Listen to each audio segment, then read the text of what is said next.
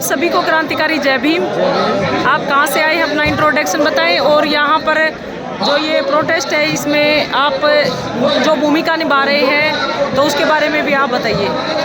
सबसे पहले तो हम आपको धन्यवाद देंगे जी। वो इसलिए क्योंकि जो मोदी मीडिया जिसको देश का चौथा स्तंभ कहा जाता है जी, वो जो चीज़ नहीं दिखा रही वो आप लोग समय समय पर जाके जहाँ भी हम लोगों के प्रोटेस्ट होते हैं बहुजन समाज के, आप वहाँ जाके पहुँच के जो है हम लोगों की आवाज़ उठाने का काम करते हैं। इसलिए सबसे पहले आप बधाई पाते हैं, आपको शुभकामनाएं, बधाइयाँ। जी धन्यवाद।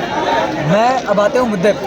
आपने जैसे कि कहा कि आप यहाँ पे क्यों आए हैं, किस लिए आए हैं, यूजीसी प्रोटेस्ट जी। तो सबसे पहले तो हम ये क्लियर कर दें कि मैं जिस धरती से बिलोंग करता हूँ, बांदा बुंदेलखंड जी, हम वहाँ से चल के गाँव के गलियारों से निकल के इसलिए यहाँ पे जी कि अगर आज हम लोग अगर नहीं आए तो कल के आने वाली जो हमारी नई पीढ़ी हो जी, वो हमसे सवाल करेगी कि जब देश दोबारा से गुलाम हो रहा है जी, तब आप लोग क्या कर रहे हैं जी। इसलिए हम लोग यहाँ पे। और बात है यूजीसी, देखिए यूजीसी कोई दया नहीं है, ना ही कोई भीख है, ये संवैधानिक एक अधिकार है। वो इसलिए क्योंकि जो जातिगत भेदभाव, हिंसा, शोषण, अत्याचार, ये मान लीजिए कि इसको क्या बोलते हैं, मर्डर, ये जो चीज़ें होती है उससे बचने के लिए यूजीसी है। यूजीसी हम लोग के पास एक पावरफुल हथियार है। जैसे कि एक समय पे SC/ST रहा, तो SC/ST जो हमारे पास पावरफुल हथियार था तो वो सिर्फ SC/ST के ही लोग जो है कर पा रहे हैं। लेकिन अब यूजीसी पे 15% को छोड़ के 85% में सारे आ रहे हैं।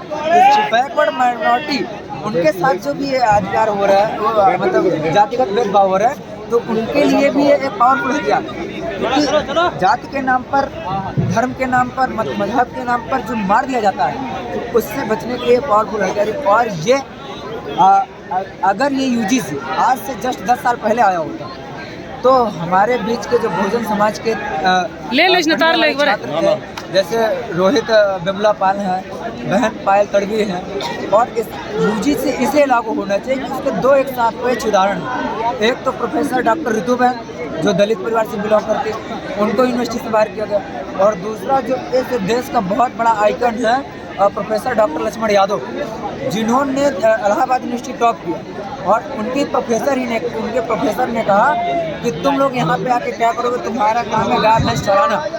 आप सोचिए कि जिनका 14 साल का एक्सपीरियंस रहा जी, तो उनके साथ ऐसा सिलेक्शन कमेटी ने जो दुर्व्यवहार किया, तो जब वो जानते थे कि हमारा दलित, पिछड़ा, आदिवासी से, तो वो उनके खुल के आवाज़ बुलंद करते थे।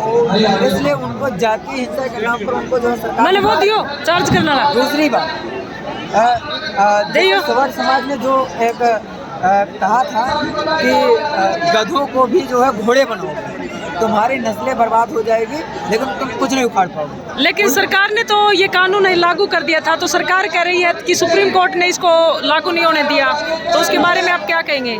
जी एक बार दोबारा बोले। सरकार ने तो लागू कर दिया था यूजीसी कानून, लेकिन सुप्रीम कोर्ट ने लागू नहीं किया, तो इस बारे में आप क्या कहेंगे? सरकार का तो इसमें दोष नहीं है।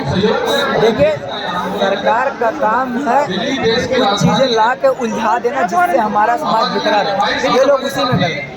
सरकार ने जो किया वो दे समाज की ताकत देखना चाहते लेके तस्वीर कर, क्योंकि ये एक साजिश थी, ये मैं पहले भी कहता हूँ, ये एक साजिश ये थी कि यूजीसी लाएंगे तो इसमें बहुजन समाज जो है फ्रंट में आएगा और समर्थ समाज इसका विरोध करेगा, तो हम उसमें भी देखने को पाएँ कि बहुजन समाज आज भी सोया हुआ है, वो अपने अधिकार को कर देगा। लेकिन हम सरकार को बताना चाहते हैं कि हम उस समाज से बिलोंग कर रहे हैं कि जो ऐसे करते हैं कि हमारा समाज, जिनमें से हम उस समाज से बिलोंग करते हैं, हम उनके वंशज हैं जो लंदन में जाकर सब उनको इसकी लीड दो ना, इसकी लिए लंदन में जाकर जो गोली मारी, हम उनके वंशज हैं जिन्होंने जो है जलियांवाला बाग हत्याकांड में गोली चलाई। हम उनके वंशज हैं जिन्होंने लखनऊ में एक साथ 36 अंग्रेजों को पीपल के पेड़ में चल के मारा। हम उनके वंशज हैं जिन्होंने जो है एक साथ 22 ठाकुरों को जो है लाइन में खड़े करके मारा, जो है इसी के खिलाफ। वो आपकी चंबल की जो है थोड़ा सा मार काट का कम बोलो, चैनल एक्सेप्ट नहीं करता। अच्छा हाँ, तो ऐसा कुछ भी नहीं है। देखिए यूजीसी ये हम लोगों का संवैधानिक अधिकार है, क्या आपको लगता है इतना बड़ा जन सैलाब उमड़ने के बाद और भाई चंद्रशेखर आजाद जो सांसद है नगीना से, जो आज इतना बड़ा प्रोटेस्ट है, उसके बाद सरकार की आंखें खुलेंगी, सरकार लागू करेगी कानून को? सरकार आपको क्या लगता है? सरकार की तो आंखें तभी खुल गई थी जब भाई साहब लोकसभा का चुनाव जीत गए। जी। अब लोकसभा चुनाव जीतने के बाद उनकी आंखें नहीं, उनकी दिमाग की बत्ती खुल रही कि अब ये अकेला चंद्रशेखर पूरे भारत में, पूरे उत्तर प्रदेश में दौरा कर रहा है। अगर बाई दफे इसके 4-6 सांसद या विधायक निकल आए तो केंद्र की सरकार को और उत्तर प्रदेश सरकार को घुटने में टेकवा देंगे, क्योंकि जो किसी से नहीं डरता। फर्जी FIR, फर्जी मुकदमे, फर्जी जेल किसको भी सरकार कर दे, कोई इसमें वो नहीं। और हम लोग फर्जी FIR मुकदमे से, जेल से डरने वाले लोग नहीं हैं। हम लोग संघर्षों से निकल के आए हैं, हमारे पुरखों ने संघर्ष किया है, हम भी संघर्ष करेंगे।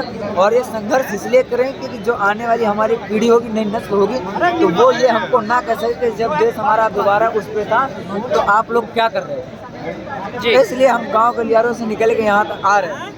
जी। चलिए, बहुत बहुत शुक्रिया, धन्यवाद। और हम आशा करते हैं कि आप लोग ऐसे ही जो है बहुजनों की आवाज़ को बढ़ाएंगे, क्योंकि मोदी मीडिया तो वैसे भी चुप है, वो खास कवरेज नहीं दिखाती है। UGC जो है प्रोटेस्ट चालू है, इतने उसके विरोध हुए, मोदी मीडिया एक दिन इसके कवरेज नहीं दिखाई। अब हमें मोदी मीडिया से कोई भी किसी प्रकार की वो नहीं है। हमारा बहुजन जो मीडिया है वो बड़े अच्छे तरीके से तैयार हो चुका है। हमारा ये जो सोशल मीडिया है ना, जो बहुजन मीडिया, उनसे हम उम्मीद नहीं बल्कि आशा भी करते हैं कि जो चीज़ जो है मोदी मीडिया नहीं दिखा पा रही, मोदी मीडिया नहीं दिखा पा रही, वो चीज़ आप लोग दिखाएंगे। क्योंकि सोशल मीडिया का जमाना, सोशल मीडिया के जमाने में हम बहुत आगे निकल जाएंगे, क्योंकि सरकार हमारी आवाज़ को हमेशा दबाने का काम करिए, चाहे संसद रही हो, चाहे सड़क रही हो। बहुत बहुत धन्यवाद। धन्यवाद। कहाँ से हो? मैं